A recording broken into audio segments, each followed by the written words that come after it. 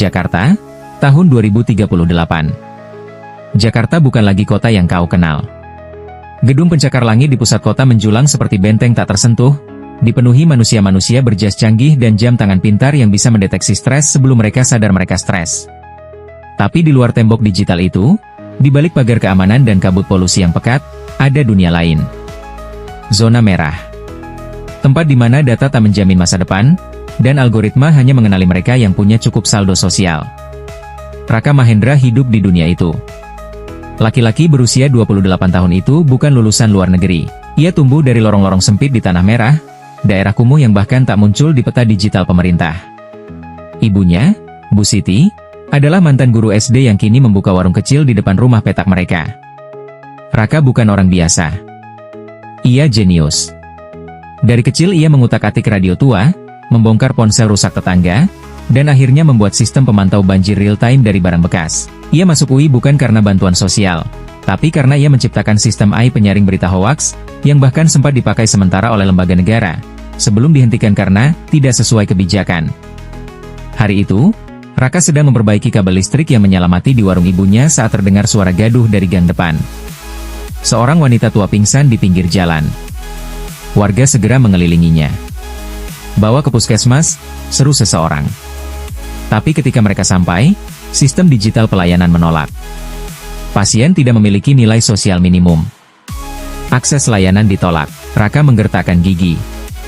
Sistem nilai sosial pemerintah, yang dikenal sebagai PNS, poin nilai sosial, dirancang untuk memberi akses layanan berdasarkan kontribusi digital, keaktifan warga, status pekerjaan, jumlah transaksi legal, dan reputasi daring. Tapi bagi orang-orang seperti mereka, yang hidup tanpa akun bank, tanpa aktivitas daring, sistem itu sama saja dengan diskriminasi terstruktur. Malam itu, Raka duduk sendiri di depan laptop rakitannya. Cahaya layar menyorot wajahnya yang keras, penuh luka kecil akibat pekerjaannya sebagai teknisi paruh waktu. Ia membuka folder yang lama tak disentuh, Sora Draft 01. Sora bukan aplikasi biasa. Ini adalah ide gila yang pernah ia pikirkan waktu kuliah, sistem sosial berbasis AI yang tidak menilai berdasarkan status atau kekayaan, tapi berdasarkan kontribusi nyata terhadap komunitas. Apakah seseorang membantu tetangga, menyumbangkan waktu, berbagi makanan, atau bahkan menjaga lingkungan. Sora akan memindai semua interaksi sosial warga lewat sensor sederhana, kamera lingkungan, laporan warga, dan analisis suara. Bukan untuk menghukum, tapi untuk mencatat dan memberi pengakuan sosial secara adil. Kalau sistem sekarang mengawasi untuk mengontrol, gumam Raka, aku akan ciptakan sistem yang mengamati untuk menghargai. Ia mulai menyusun ulang algoritmanya. Menghapus bagian-bagian lama yang terlalu teknis, dan menyederhanakan sistem agar bisa diterapkan di satu RT saja. Tidak butuh server mahal, cukup dengan jaringan lokal dan beberapa ponsel pintar bekas. Minggu berikutnya, ia mempresentasikan ide ini kepada Pak Agus, ketua RT sekaligus tukang tambal ban yang dikenal jujur. "Apa nggak berbahaya, Rak? Nanti warga dikira main sistem sendiri?" "Tapi Pak, kita ini sudah dianggap tidak ada. Sistem pemerintah hanya tahu kita kalau kita bikin masalah. Sora bisa bikin kita saling bantu dan dihargai, tanpa nunggu bantuan turun." Pak Agus mengangguk pelan.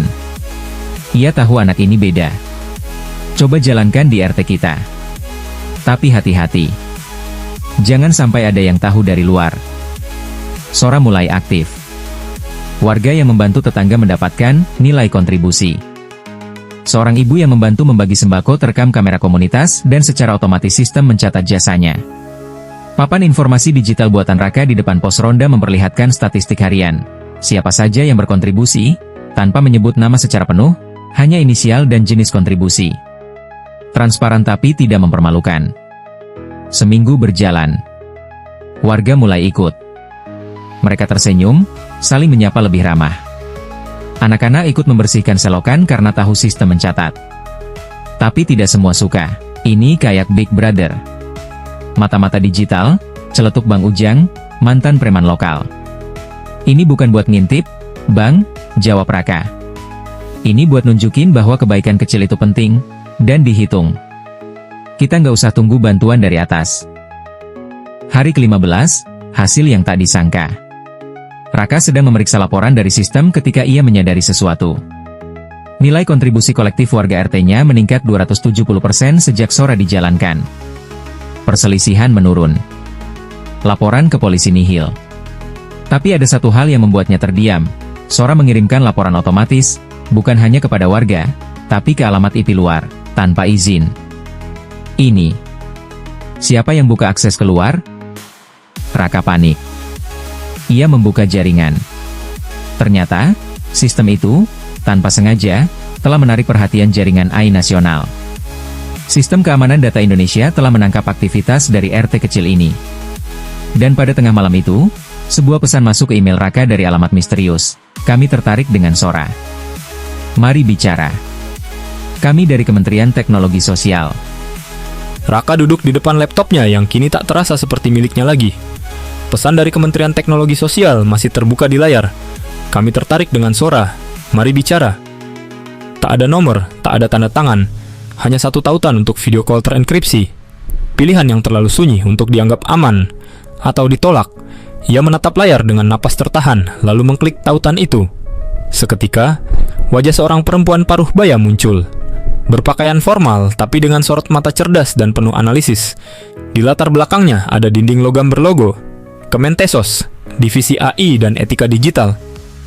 Raka Mahendra, ucapnya, kami sudah memantau Sora sejak algoritma itu mulai aktif. Anda tahu bahwa membuat sistem sosial berbasis AI tanpa izin negara adalah pelanggaran berat, bukan? Raka menelan ludah. Tapi ia balas dengan tenang.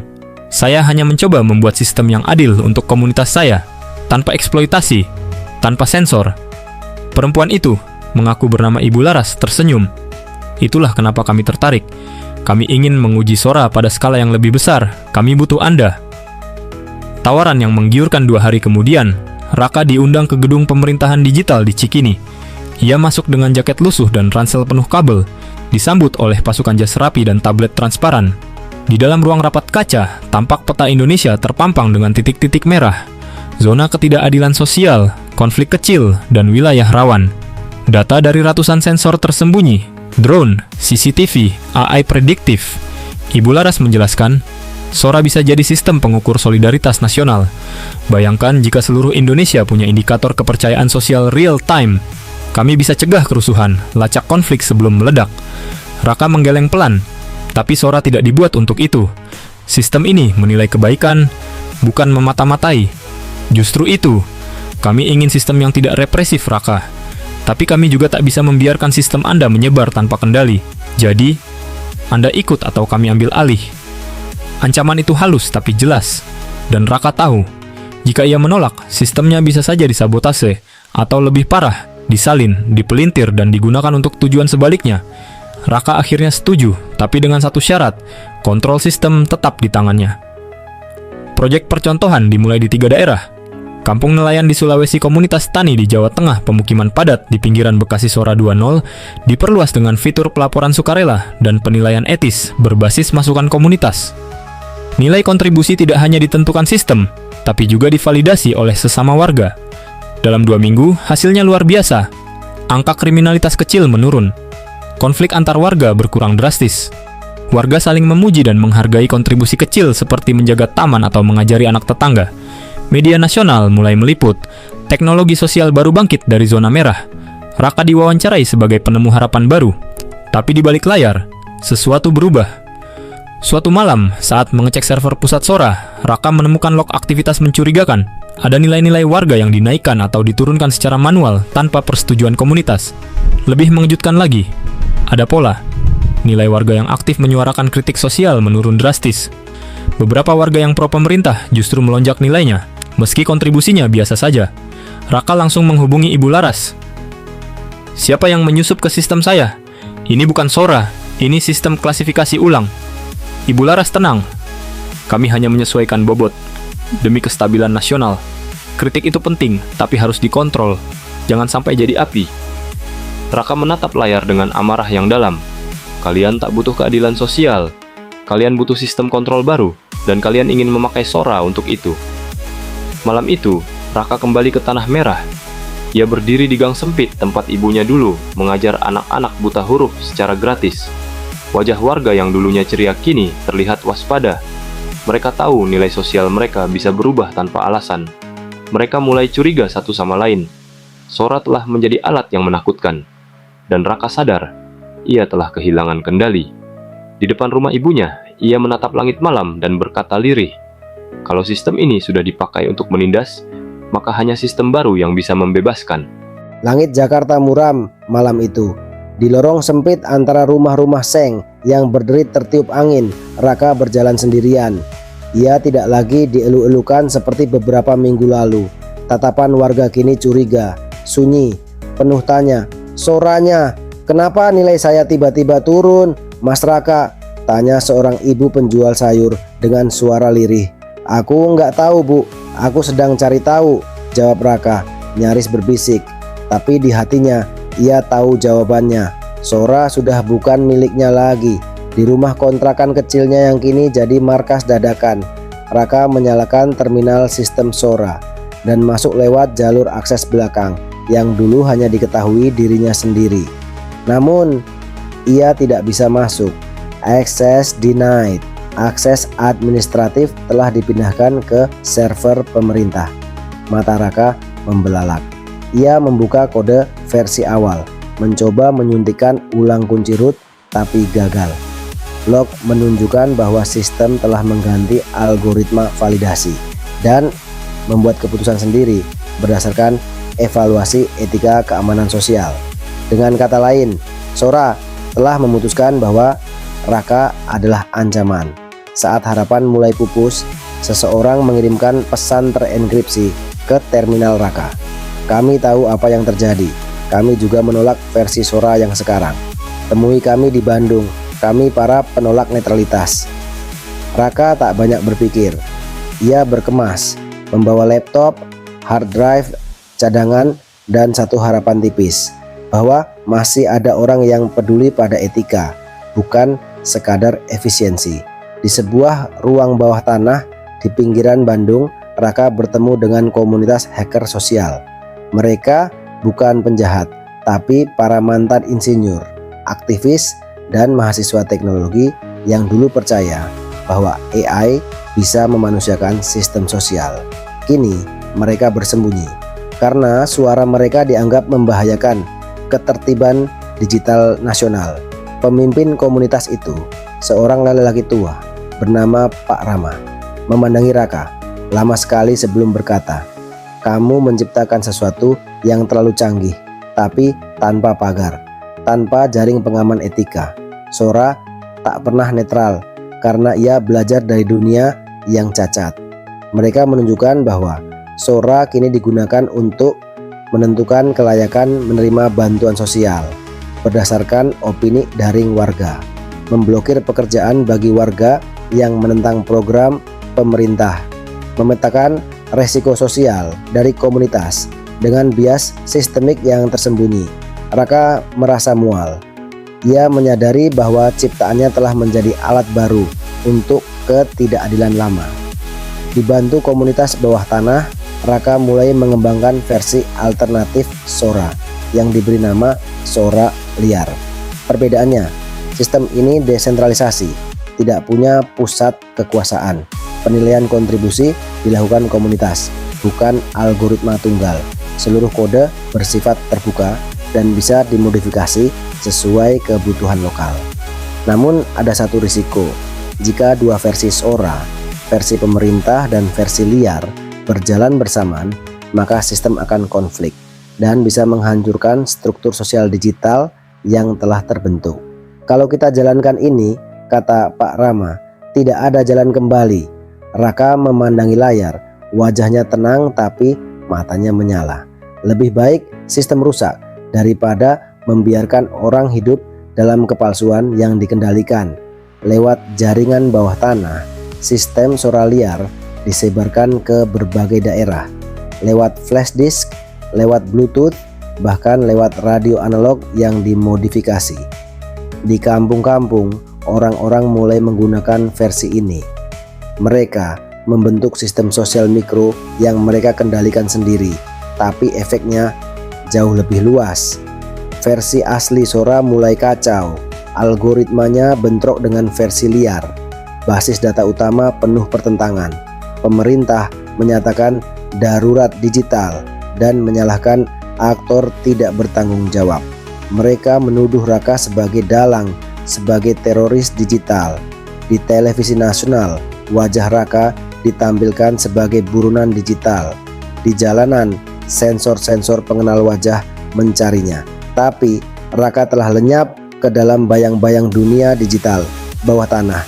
Dan Sora, sistem yang ia ciptakan untuk kebaikan, kini hidup bebas di tangan rakyat, di tangan siapa saja yang berani memilih versi mereka sendiri dari apa itu adil. 2 bulan sejak Sora liar dilepas ke publik, Indonesia berada dalam kondisi aneh, tenang di permukaan, tapi bergolak di bawah. Pemerintah terus berusaha menstabilkan sistem Sora resmi, sementara versi-versi liar menyebar seperti benih di ladang kering. Di satu daerah, Sora liar dipakai untuk mendistribusikan hasil panen secara adil. Di daerah lain, sistemnya rusak, disalahgunakan oleh elit lokal untuk memberi nilai tinggi hanya kepada kroni. Tanpa pusat kontrol, Sora liar menjadi refleksi masyarakat itu sendiri. Ada yang jujur, ada yang haus kuasa. Raka kini hidup di bawah identitas palsu, berpindah dari satu titik ke titik lain bersama komunitas digital bawah tanah. Ia bukan hanya dicari, tapi juga dipuja oleh beberapa sebagai penyelamat dan oleh yang lain sebagai penghancur stabilitas nasional. Di sebuah pos komunitas kecil di Yogyakarta, Raka berdiri di depan sekelompok relawan muda. Mereka baru saja menerapkan Sora liar untuk mendistribusikan air bersih. Seorang pemuda bertanya, "Mas Raka, sebenarnya Sora ini sistem sosial atau sistem kontrol sosial?" Raka terdiam sejenak, lalu menjawab pelan, "Awalnya aku pikir Sora adalah sistem sosial, tapi sekarang aku sadar sistem ini lebih seperti cermin. Ia memperbesar siapa kita sebenarnya, baik atau buruk."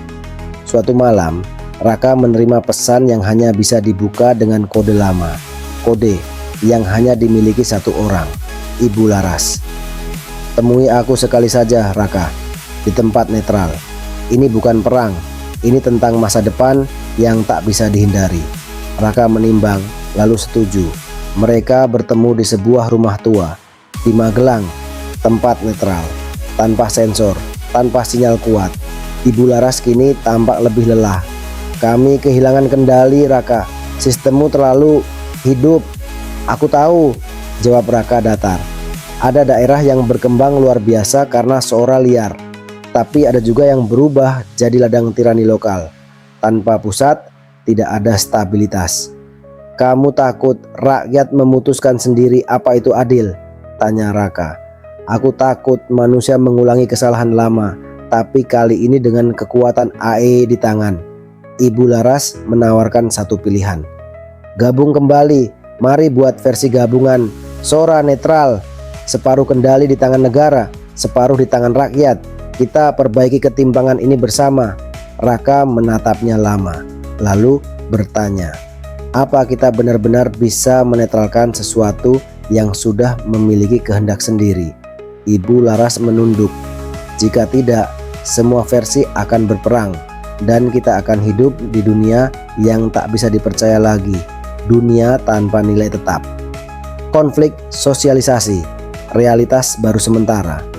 Itu di berbagai wilayah, masyarakat mulai terbelah.